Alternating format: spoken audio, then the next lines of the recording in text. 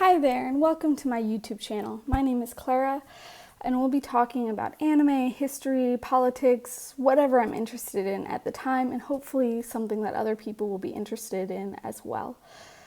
As some of you may know, I've been making some TikTok videos recently talking about the representation of women in anime, and I wanted to have a bit of a bigger platform to talk about some of my concerns with that. And today in particular, we'll be talking about the representation of women in Naruto, which is a very famous, very big anime that's a part of a lot of people's childhoods. So I just wanted to go a bit more in depth into that.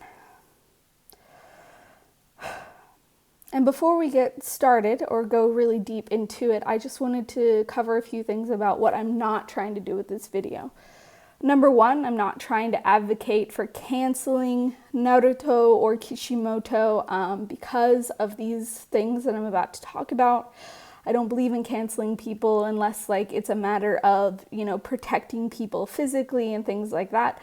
Or it's something very egregious. So, while these things are bad and I think they should be talked about and critiqued about, I don't think they're egregious.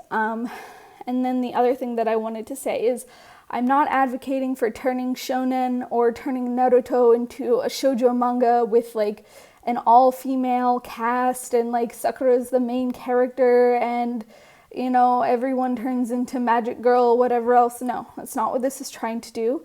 This is advocating for a better, more balanced approach to writing women in anime and manga. And then I also want to lay out why I feel like talking about this is important. Number one, how women are portrayed in anime and manga is important for how boys around that age sort of perceive women in their own lives, and having good role models and having good, respectable and strong women is important in terms of socialization. Number two, many shoujo fail at sort of catering to women who are more into an action genre, are more into an adventure genre, because there's a stereotype for some reason that women don't like that, when that's completely not true. And so many women end up having to go to shoujo in order to fulfill their want or desire for action. And when they go to shonen and they end up seeing badly written female protagonists, it is very demoralizing. The last one, number three, is that having well-written female protagonists, even if they're side characters or secondary or tertiary characters, elevates the work as a whole. So when you write good characters, there's no downside to writing a good character. Zero, absolutely none. So those are the reasons why I feel like it's important to talk about this.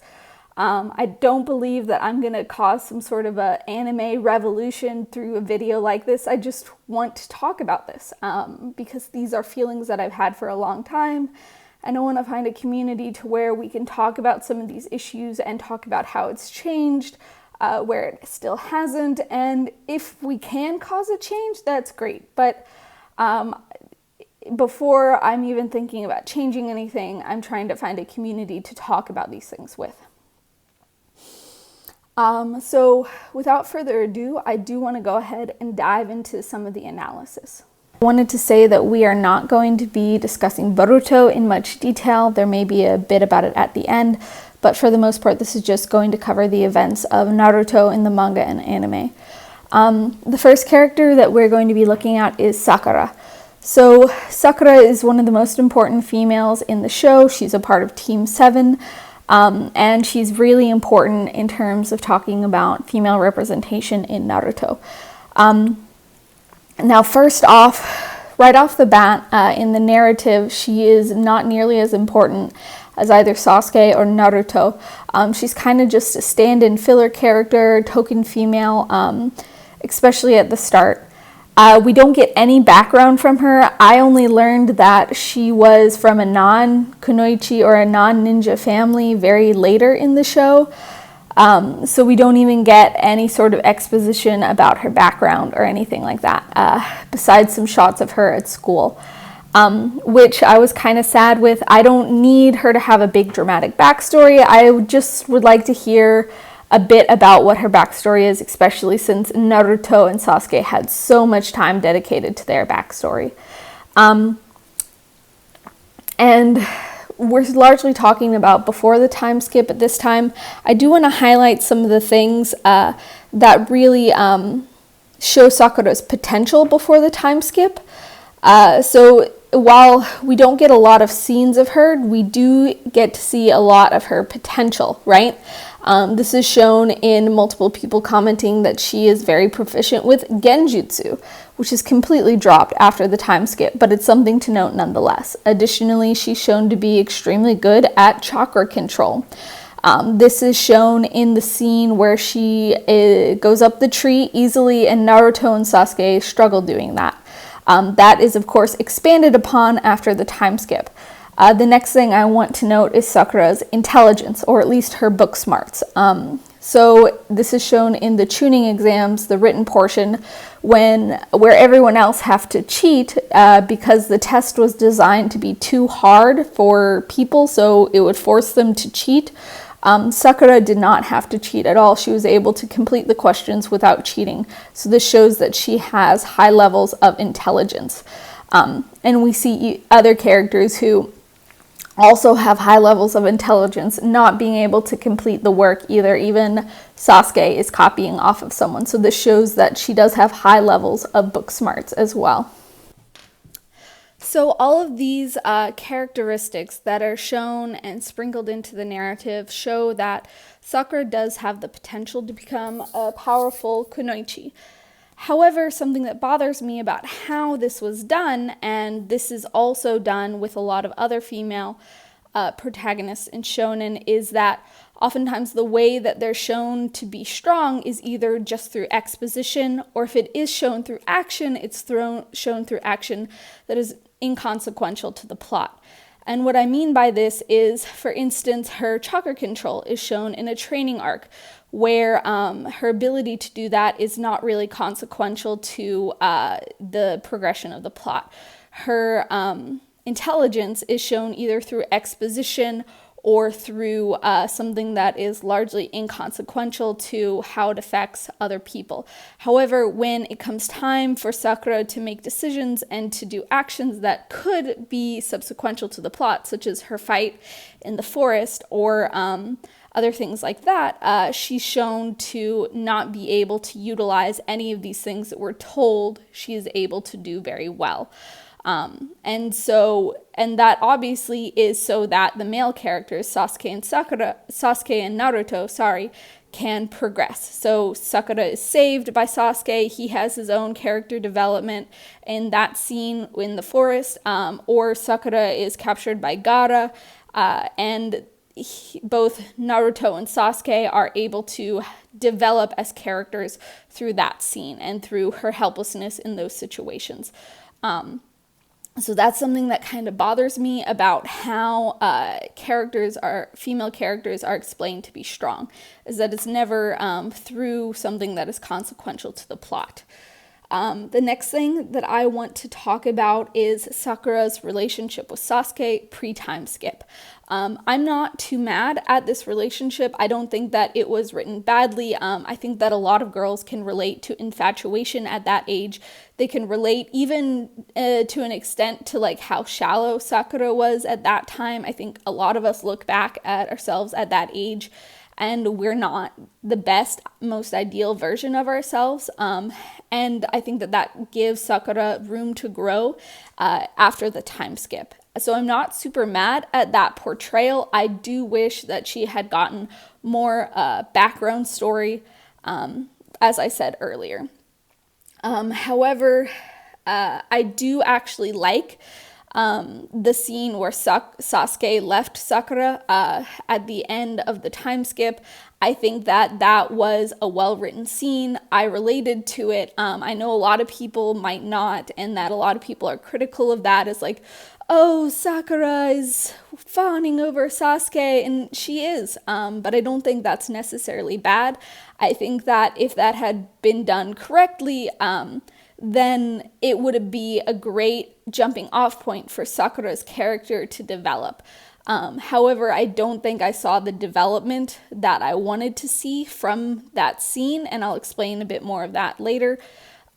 But we do get, at the end of the time skip, we do get this whole monologue of Sakura being like, oh, I need to get stronger for Sasuke and Naruto, and I need to not be a burden on them. So that whole thing, that whole monologue got me really excited. Also, her beginning to train in medical ninjutsu with the Sannin Tsunade was really hyped me up. So I was really excited to see that part, and I was really happy that she was getting some screen time during that. Okay, let's go ahead and talk about Sakura after the time skip. I really liked Sakura's introduction after the time skip. I really liked the strengths that she was revealed to have, how she took after Tsunade. Her super strength was super cool. I don't like that they completely dropped the genjutsu thing, but I guess I'm not super mad at it. But yeah, so I really did like how she had been shown to develop, and I also really like how her character had developed into being more upfront about her feelings. She wasn't so obsessed with appearances, and she wasn't constantly thinking about Sasuke. And we'll come back to that, but it came to be revealed that she wasn't thinking about Sasuke because Sasuke wasn't around. But when Sasuke pops up, she kind of regresses in her character, but we'll get back to that. I want to talk about sort of the early the early time after the time skip in early Shippuden.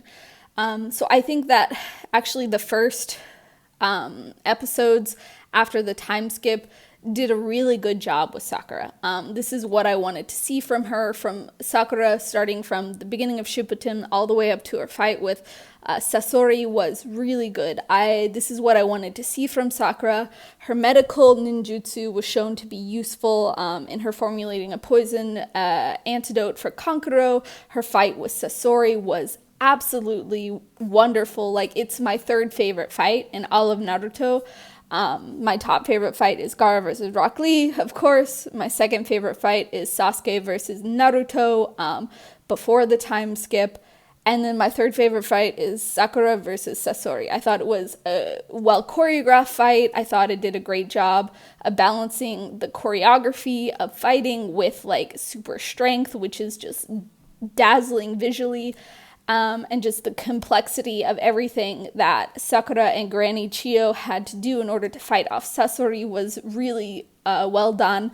It was well written. There's elements of strategy in it. I just really love that fight, and I think that is sort of the height of Sakura's character and what I wanted to see from a female character in the show, truly. However, fun fact, that is the only canon fight in which an all-female team defeats a male character on screen in Naruto. So, I mean, that's kind of annoying, but and there are no scenes in which there is a solo female character who fights off another solo character. So there are no solo fights in which a female wins, which is really aggravating. Like I said, I'm not asking for, like, the entire show to be women, winning, but, one or two fights would be nice, right? So in any case, I really want to give props to Kishimoto for Sakura during that arc. I think he did a really good job of combining sort of the strength that she inherited from Tsunade with the medical ninjutsu side. It was really well written and good. However, I think that that's the extent to which her character and many female characters in the show are written in terms of good representation, because from that moment on, she doesn't really get the spotlight again, except for a few other times, sort of like in exposition. And then, of course, there's her relationship with Sasuke, which I feel like every time she sees Sasuke, she kind of regresses into this kid. What I really wanted to see was her developing as a character and her changing her attitude towards Sasuke. And I really would have liked to see her, her not necessarily hating Sasuke, but I would have at least liked to see a level of resistance to her love for Sasuke, if that makes sense. Because she doesn't really resist the fact that she loves Sasuke that much. She still feels kind of infatuated with him whenever I see them on screen together, and she kind of becomes paralyzed and unable to sort of act properly. And I want to clarify that, there's a difference between wanting someone to come back to the village and like wanting them to be your friend again, or trying to get a friend off a bad path, and being like infatuated and in love with them. I wouldn't mind if Sakura was just sort of like Naruto, wanting to help Sasuke get back to the village. I just don't like the fact that she seems to still be in love with him. And I feel like Sasuke should have had to do more to earn back her love at the end of the series as well. He did barely anything. He said, "I'm sorry." And, I don't know. I know there are novels that I haven't read, and maybe there's more in there, but I just feel like Sasuke should have done more to sort of earn back Sakura's trust and love. And then the last thing that I kind of want to talk about is how I feel like throughout the series, Sakura's medical ninjutsu was kind of cheapened. I know that a lot of people who defend Sakura say, oh, she was a medical ninja. She healed so many people during the Great War.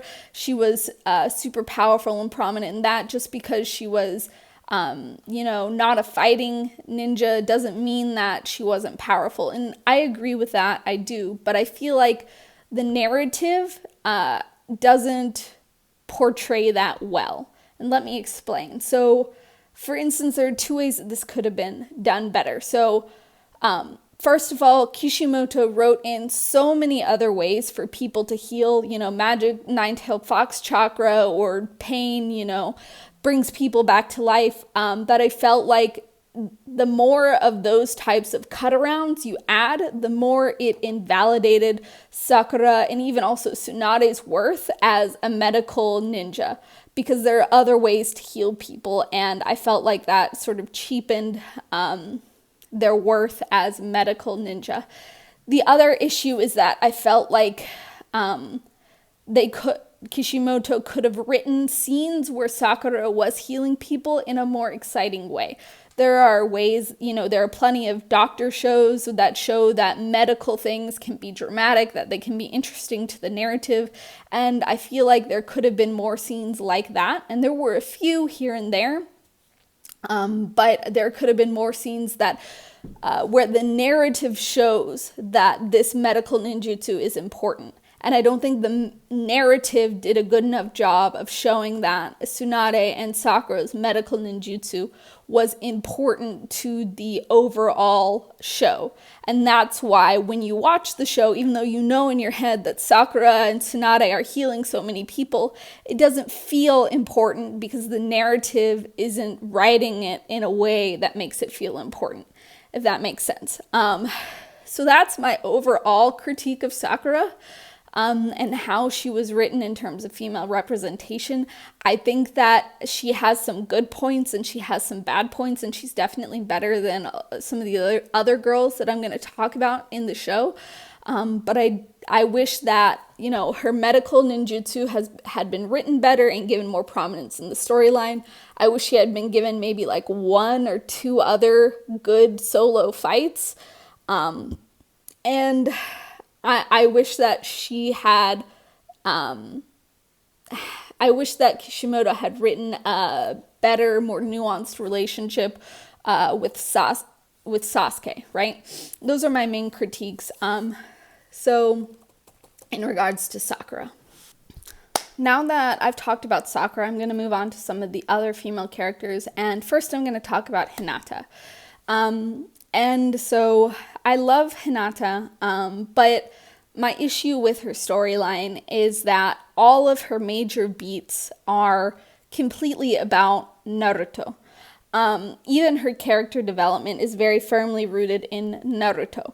And I get it, he's the protagonist of the show, but if you want a well-written female character, she has to have character development that is outside of the main protagonist. I'm sorry, you just have to. And I'll talk about these three main beats. So there are three main beats to her storyline, and I'll talk about them each individually and what I felt like they kind of did wrong. The first one, of course, is Hinata versus Neji. And so this is a fight in which there's sort of a clash of ideology. And the ideology is, Hinata representing like choice and hard work, etc., etc., and Neji representing predestination and you can't change your fate, blah, blah, blah. And Hinata's ideology is something that she gets from Naruto, first of all. So she gets her ideology in the first place from Naruto. She wants to be like Naruto. She's inspired by Naruto. And there's nothing inherently wrong with that. But I'll get a bit more into that. So anyway, this fight happens, and it's very clear that Neji is going to win. And he does win overwhelmingly. And then Naruto goes and says something like, I will avenge her, or whatever. He's very impressed by Hinata's show of strength, her determination, etc., etc. And then that fight ends, and Naruto goes on to fight Neji and to beat him. And the win, and ultimately, the thing that bothers me is that this win goes to Naruto.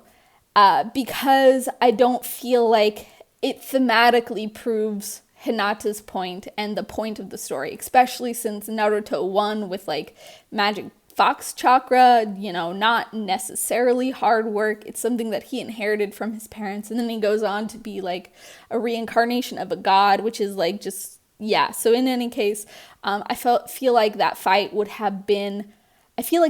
should have been Hinata's. I feel even if she lost that first fight, what I wanted to see from that narrative was not Naruto go and avenge her. I wanted to see Hinata go, get stronger, and come back and be able to fight Neji as an equal.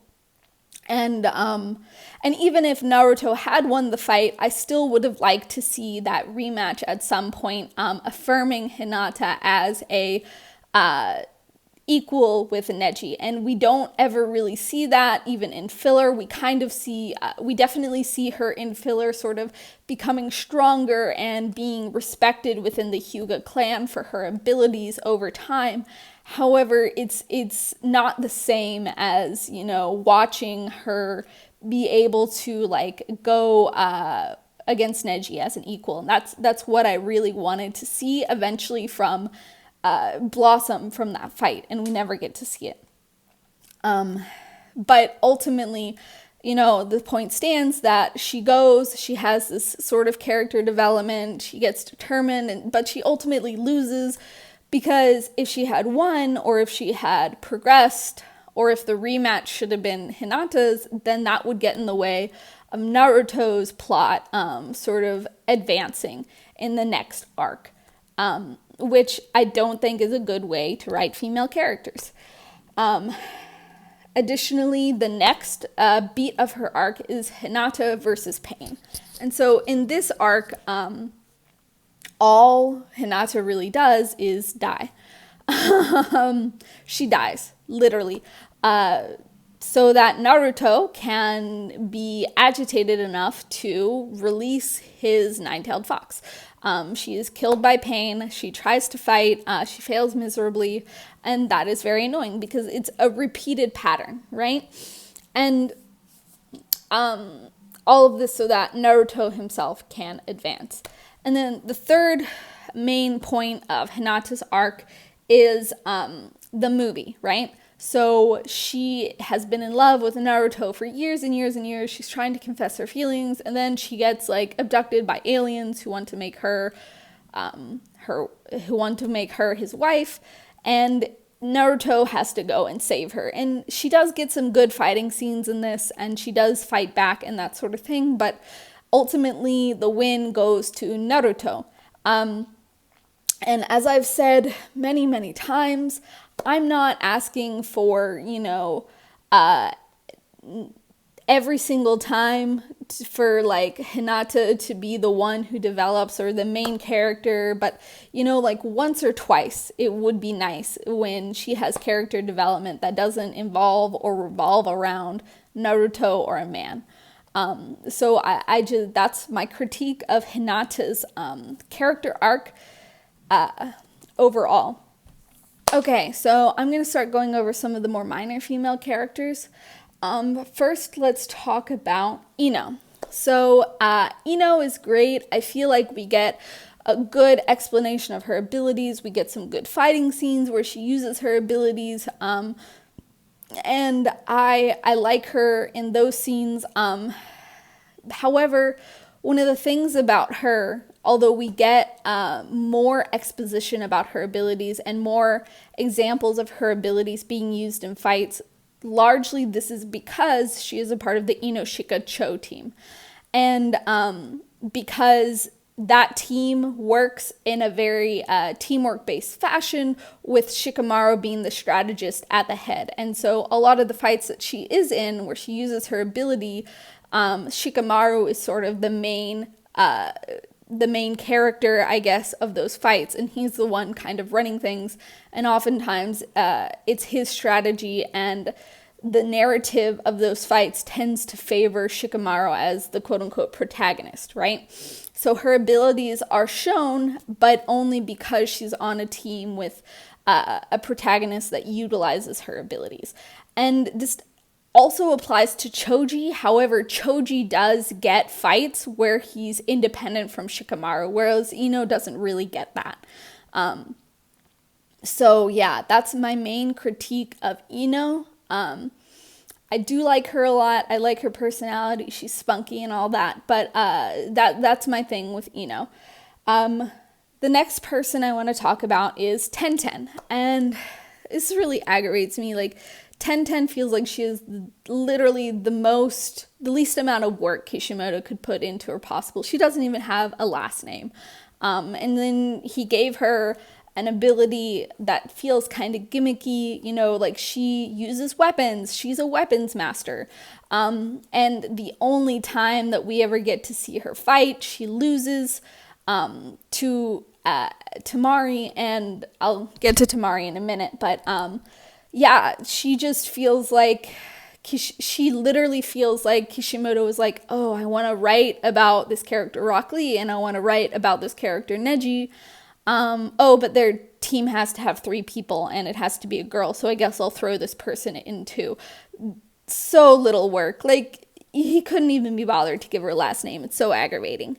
And I do think, to an extent, like, weapons aren't actually that effective in Naruto, unless you're Haku, or like you cover your weapons in chakra or whatever else. So I don't know how much could have been done with Tenten, but I think a lot more than was shown could have been done. Like the Uchiha use their weapons and their use of kunai knives to like show their Sharingan abilities, right? That's prominent with showing Itachi's skills as well as showing Sasuke's skills in the narrative. So I feel like a lot more could have been done with Tenten because she was supposed to be a master of weapons, and I really would have liked to see how that could be used in the narrative more, but we never got that. Okay, now I want to cover Tamari, and I might make some people mad because I know Tamari is the favorite of a lot of people, but I don't think that she's as well written as she should or could have been. So we're introduced to Tamari in the tuning exams, and the Sand siblings are all introduced as being fairly intimidating. Gaara more than the others, but they all have an intimidating air around them. And this is proven when during the tuning exams, all of them do very well. And in the preliminary tuning exams, actually, Tamari is the only female of all of the other women to advance to the main tuning exams. However, it should be noted that she does advance because she's in a solo fight with another woman, Tenten. So then in the tuning exams, this is where I start to be sort of annoyed by her story. So again, narratively speaking, in the tuning exams, Temari's role is to sort of reveal Shikamaru's potential and his abilities as opposed to being a way to showcase her own.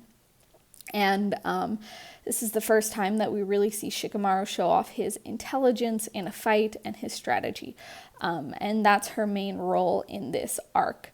And beyond that, she doesn't really have too many other arcs or aspects of her personality.